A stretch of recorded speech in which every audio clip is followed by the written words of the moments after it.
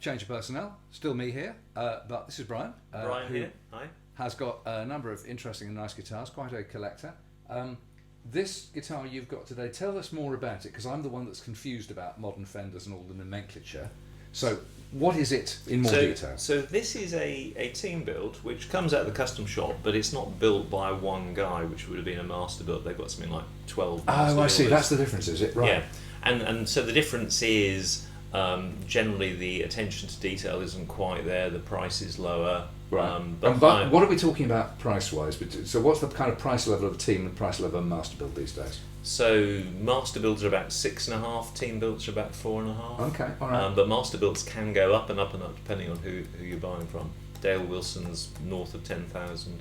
Right. And is that just because of who he is, or is there anything fancy about the build or anything? Or You choose the master builder depending on who you kind of resonate with. But it depends whether you're into tone or funky finishes or all the rest of it. Yeah. So there've been various guys that have been the best master builder of the time. John English and then John Cruz. Yeah. And arguably Dale Wilson, or let's just say he's the most popular. Right. So popular that his wait list has now been closed, so you can't even order one. Okay. Whereas there are some new apprentices coming through, so so there'll be the next new thing, in years to come. Right. Okay. So team build. So given that it's a kind of lucky combination of woods, you can get team builds that are great, and you can get master builds that are so-so. Yeah. I bought this one, and it was the guitar I didn't want. It had a roasted neck, which I didn't want. It had big frets I didn't want. It had hot pickups, which I didn't want and have changed. But the woods themselves worked. Right. Okay. So you basically bought the guitar for the chassis. Yeah. Right. Okay. I mean, certainly, having played it, it plays nice, plays great. It feels better to me than quite a lot of 62, 63 Strats, because regular viewers will know this. The neck on mine that I've had forever, and I'm very used to it. The neck is quite thick, and I find the necks on them very often get too skinny for my big hands. That's got a fair amount of weight to it. You can get stuck into it. And you can play it hard too. And these are both slab boards, which kind of finished, mid '62. Yeah, latest '62. Yeah. Which should have a kind of Rory Gallagher mid honk to them, but I'm not really picking that up in either of these two. But it might be the way we're playing them as well, because I tend to. We haven't got a plaid shirt and a. Interesting Rory Gallagher observation, which is he used to sweat so much that he used to have the necks dried out and refretted. And when he did that, he put a new neck on his guitar. So you can see him performing in the same year with the same everything except for the neck, and hear the difference between a slab board and a veneer. All right. And it's marked. Okay. Interesting. Which doesn't mean that you can draw that conclusion about all those guitars, but certainly for his. So the interesting thing for me today, and the reason I rushed over here from a long, long way away, was to compare modern, good modern with great vintage to see what the difference is. Yeah. And it is marked. Well, you can tell the difference, but it stands up pretty well. I mean, if you're putting it up against, this is the Strat that most of my proper Strat playing friends say. If they come around the house and you play the question, it's like their equivalent of, for me, it's the question is the house is on fire, what do you save? Yeah. For them, it's like, okay, you can burgle one thing on your way out, and they say this in preference to all the Gibsons. Yeah. Usually, the Strat players especially, they say it's a fantastic Strat. I get lots of offers for this guitar. Well, I'm just delighted we're going to swap today. But anyway, so this thing, so it's as you say, it's a little bit of a mongrel because it's got, well, first of all, it's got more modern and bigger frets, which so it's got I find quite 6100s, which are bass frets, which Ramon loves, and I find I can't get my little fingers around them, which They're is one quite of the, big. Yeah. So they're. I think these are 6200s, which are slightly smaller. Yeah, they feel a lot. They feel shallower at least. And these have been on this guitar for quite a few years. It's got a roasted neck, which changes the tone. Yeah. But interestingly, I've never played a roasted neck before. But it instantly gives the neck feel something that's closer to yours Yeah. than most modern ones. Yeah, it feels old. The custom shop's got this horrible way of taking sandpaper to the back of necks and turning them raw wood, Right. and calling it relict. Right. And for some of us, that's not a feel. I'd rather have lacquer on the back of my neck. I mean, this is, I don't know what's left of it. Most of it, I think, is raw wood, smoothed with age, because it's got shiny bits on it. It's so worn. When I got this guitar, it was filthy, because there was a guy who was obviously playing a lot of thumb over jazz type chords. Yeah. On this guitar on a dance band or something in the 60s, but it was really dirty, so I had to clean it up. But So that does feel old. So slab boards. This one's Indian rosewood. Yours was Brazilian. Yeah. This had a funny, really dark tortoiseshell plastic pickguard that I took off and bought a celluloid one. Right. Okay. It had fat 60s pickups, which were really honky and hot. Right. And these are 60, 63s, so they're more vintage correct, if you will. But they're still Fender. But they're still Fender licensed pickups. These are Fender Hound Wound Josephina pickups. Right. So there's a whole load more kind of mystique around the pickup winders as there is around the master builders, isn't there? Yeah. So back in the day, there was, I think, 5 ladies winding pickups. One of whom was Abigail, and one of the others whose name we were debating, like Josie, Rosie, or whatever, who was probably regarded as one of the better winders. So fast forward, Abigail's winding, allegedly training Josephina, but maybe that's marketing. But then Josephina then takes over winding pickups for the custom shop and the master builders only now. And then there are another bunch of people hand winding the rest. Right. And now they're reserving her pickups only for their own builds. They're not selling them. For master builds, yeah. So the only way you can buy them is either second hand. There were some sets made that she wound, but they've stopped selling those about 3 or 4 years ago. Okay. So now, they're quite hard to get hold of, but they sound different because it's the winding process. It's how you guide the wire is wound automatically, but the way you guide it. So depending on whether you're going from one side to the other or backwards and forwards quickly, and whether you're putting tension on or no tension. Yeah. So whatever they do, some of them produce a better sound than others. Yeah. Well, I mean, it's strange. I've ended up knowing quite a lot of pickup winders in this country. And they'll pretty much confirm that. I mean, they'll confirm that the scatter is quite important. So perfectly wound, with a lathe-like modern machine that winds everything beautifully and neatly will not have a character. Scatter's important, but also they swear by the tension, and the tension, of course, is basically a wire running through a human's hand, because that's the only way you can vary it. Yeah. And that apparently is the real skill. I mean, most people are now protesting to be winding on a machine that came off one of Fender or Gibson's workbenches from the 50s, and there seem to be, a bit like Les Pauls, there are a lot more around now than there ever were made. But that's part of it. But the whole scatter and tension thing is important. So that's obviously the voodoo going on there. The more and if they're machine wound, they'll be tighter. Yeah. And if they're tighter, they'll occupy a smaller space. Yeah. It will change the magnetic field and change the tone. And if they're counting the turns, then they won't necessarily be hotter. But if they're not counting the turns, they'll be tighter packed, more will fit. So more coils, therefore more DC resistance, hotter, bit of a pinch in the sound. So the other thing, of course, I mean, we talked about the windings. The other thing is magnets. And certainly, I've been told, a friend of mine, Stuart Robson from Sunbear Pickups. But by the way, all these guys are going to be at Kempton, and so are Ramon and me. And are you coming down to Kempton? Yeah, I'll come So down. we're all going to be to Kempton. So come along to Kempton, October 23 or 30. Which is it? It's a Sunday. It's a Sunday. We'll be back to you on that in a second. But so Stuart was telling me he gets he had some repairs in, and he even had a pickup returned to him, because one of the magnets had completely managed to degauss itself completely. Yeah. I mean, he's got a meter that measures all that kind of stuff, but So old pickups tend to. So have lost you would magnetism. imagine they would lose them, and that's one of the reasons why some people are putting Alnico 2 magnets in to recreate a vintage type sound. I think the only person that would argue otherwise is Kinman, who makes pickups in Australia, who said that he'd measured a lot of old ones and found that they were still full strength. That runs contrary to what we've seen and heard elsewhere. So I do know that the Fender wide-ranging pickups are notorious for getting weaker as they get older, Right. which is why the sound of those rather fabulous pickups, That's their humbucker ones. they're humbucker ones with 3 poles top Yeah. and 3 poles bottom. Yeah. But they get weaker. with They're age. notorious, are they, for losing Yeah. their. Right, okay. So yeah. So But if you think about it, it does kind of make sense. A magnet, a magnet is an inert thing. It's a piece of metal that's magnetically charged, and it will gradually bleed its charge out over time, even if it's only a small proportion. yeah. It makes sense.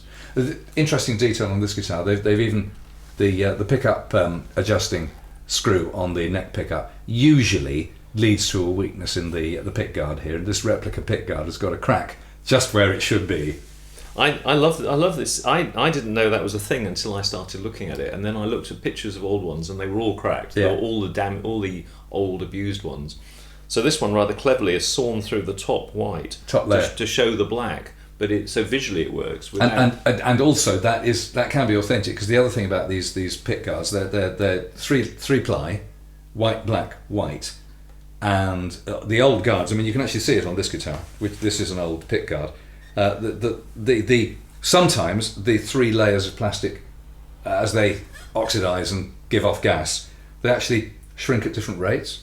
So that's why, for example, on an old SG Junior, you always see that black pick guard dished, and that's because the black top layer has shrunk and it's pulled the white layer below it in, and it's dished. Okay. Now on this one, and on many Strats, what happens is the whole pick guard shrinks, and so it pulls at the screws. So this screw down here is always, on old guitars, it goes in because it's been pulled sideways. And the power as these things shrink, it's a bit like, little tiny plant in the garden can push a big stone aside. The power is enormous. So when you're putting the pick guard back on, the last thing you want to do is try and put the screws in straight. So another bit of trivia, which is of no relevance whatsoever, is in '58 they had 8-hole pick guards, Yeah. and now you and I have got 11-hole 11s, ones. yeah. But this is the transition one before '63 when this screw moved. But they didn't go from 8 to 11. They went from 8 sometimes to 9, sometimes to 10. 10, didn't they? And Yeah. I've got a pick guard with either 10 or 9, and I was thinking, what role does that have in the universe? So I don't know whether somebody with a drill was just randomly sticking extra holes in pick guards back in the day. Well, I'm looking quickly, because I mean this is my original 61 Yeah, or 62, and this is the same configuration. it is. Yeah, with the screw there, and then Yeah. in '63 it moved there. Yeah. Then the other thing we were talking about was the metalwork. So back in the day, yours Yeah. will have had pressed steel and cold rolled steel, whereas a lot of the new stuff is cast, which changes the tone as well. So I mean these are authentic pressed saddles, because they were really cheap and pressed in the old Yeah. days. These are the originals, but they have been re-chromed, because this was pretty dirty. Yeah, and then the only difference is I put a Callahan steel block in this, which is cold rolled steel. A little more mass. More mass. Yeah. The strings come right to the edge, where sometimes in the other blocks they sit halfway through, which changes the string tension. Mine are slightly hidden, slightly sunk. Yeah. And you haven't got the back plate on? No, Ramon told me to take it off. Oh, okay. He said it wasn't. There's no street cred. So that's of course that's the Eric Johnson trick, is no back plate. This guitar, which is an Eric Johnson, has no holes for a back plate. Yeah. So EJ, who is known to be able to hear the difference between batteries and so on, clearly for him the back plate. Well, the best argument for and against backplates is, one argument says if you put it on there, you're not going to get anything fouling the strings when you're playing, so they can ring. And then the other argument for not having it will be the EJ one, that you can hear the difference. Yeah.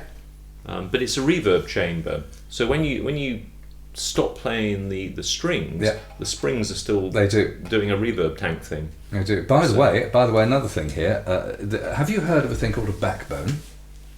No. Right. A backbone is a device that is made in the States, somewhere in the States. They started it for tellies, but they do them for Strats now. And if you turn your guitar over again, right, it replaces the neck plate.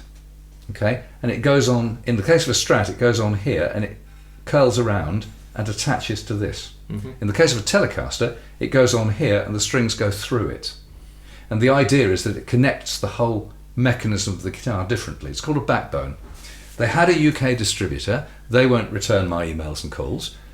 I've tried to approach Backbone in the States because I'd really like to get one for each of Strat and Telly onto this show and see if they work. And if they do work, I'll have one, or two, or three, or four, or five.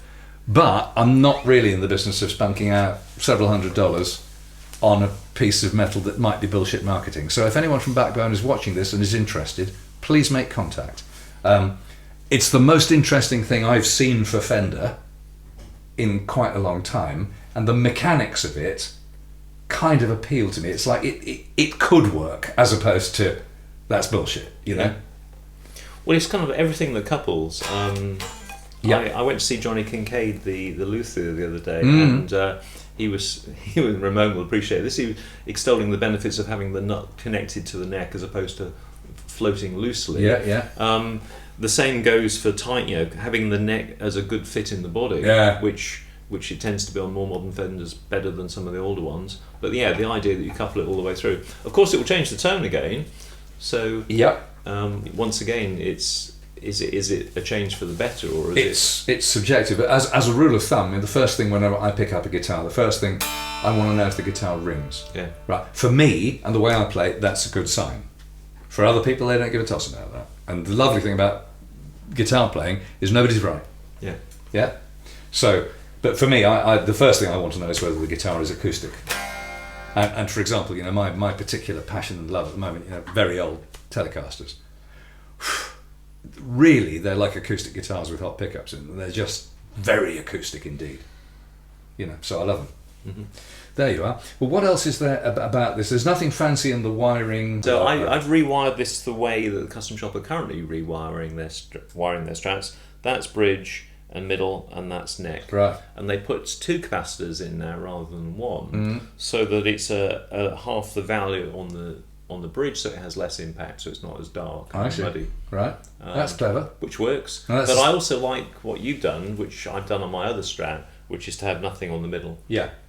So I got the idea. So my this old Strat, which ought to be volume, neck tone, middle tone, is actually volume, neck tone, bridge tone, and I got that idea off my Eric Johnson. Yeah. And it's such a simple mod. I think you only have to move one wire, or maybe two maximum. But even a chimp with a soldering iron like me can do it. So yeah, and it comes down to whether the body woods and the bridge pickup are too bright or not. Yeah. Which often they are on the Strat. Yeah, often a bit cutting. Yeah. The body of that is older. It's older maple neck, and grotesquely heavy, at about £7, 11 ounces. I like them lighter than this, which is another reason I didn't want to buy it. But it plays nicely. And again, that's another attraction of the older guitars, because the older guitars have had a chance to dry out a little more. So if they were of an equivalent weight when they were built, they've probably lost several ounces. Yeah. You know, from crystallization, evaporation, and stuff like that. Yeah. Yeah. Yeah. Yeah. But it's a 4-belt neck attachment and all the usual, you know, Yeah. stuff. It sounds jolly good. So in that respect, yeah. So I think it acquits itself well, but it doesn't have the tones and the mojo that's got. No.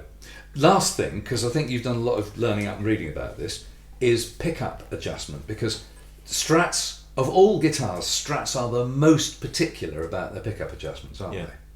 So for me, and the learning this year was that you can take the pickups low down and they'll be brighter. You can bring them up high and they'll get hotter. Take them too high and you get wolf tones. You get overtones. But the thing that I always used to just balance the bass side with the treble to get the same volume, which would make them slanted lower on the bass. Yeah. I then discovered this year by accident that there's a sweet spot within an eighth of a turn, especially on the neck, where suddenly harmonics fly off it, and you get that fluty type tone. Yeah. And it's very elusive, but if you start from one end and progress towards it, you can find it. And I never realised that, which will probably explain why some guitars sounded great to me and others so. So for the beginner, like me, on this, how would you set up a pickup? Imagine you've got a Strat and the pickups were however they were. The first thing you do is drop them down. So I start with the neck. I drop it down below where it would normally be. I raise the treble side and keep the bass side, you know, coming up in a proportion until I hear the right balance. Too low and it's too thin. Yeah. Too high and it's too midi and it loses some of the chime. Right. So I try to get that spot sweet. Okay. Then I balance the bass side until I get that fluty range, which is always within just 1/8 of a turn. Right. Having got that right, I'll then take the whole thing up a little and down a little to see if it gets even better. Uh-huh. Having done that one, do the same with the middle, and try to get. It depends whether you want the middle pickup to sound great on its own or whether you want the in-between sounds to sound good. Yeah. And then the same with the bridge, which is less sensitive to position. Right. There's less going on at the bridge. What I tend to do with the bridge is I tend to try and get the bridge as high as possible for the most tone out of it, because the amount of metal moving up this end of the guitar is less. So I try and move it up, but still tilting the bass back. Yeah, it'll still be tilted back. So there is a school of thought that says set the neck, set the bridge for the best tones, and then set the middle for the best in between tones. That's kind of I'd do both sides, and then I'd get the guy in the middle to kind of. But it's interesting. I don't use the middle pickup on this guitar very much. I don't know why it's not deliberate. I just don't. But on the Eric Johnson, I use it a lot. Here's a theory on that. Middle pickups on Strats don't often sound very good, but when they do sound good, they can sound phenomenal.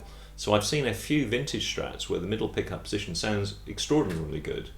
So I think it's down to that happy marriage of pickups and wood. Yeah. And if you haven't got that in your particular guitar, then you're probably going to be neck and bridge and the in-between position. I think there's another variable to add to it, which is just actually paying attention to it. Because I mean, I've owned this guitar for 45 years or something, and probably only the last 10 have I paid this kind of attention to it. In the meantime, the middle pickup was where the middle pickup was.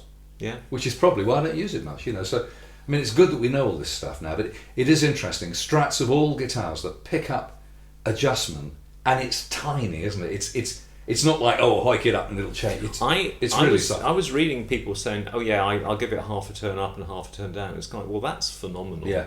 That's phenomenal in terms of an extreme amount of movement. Yeah. And you'll be going through sweet spots and out the other side with that.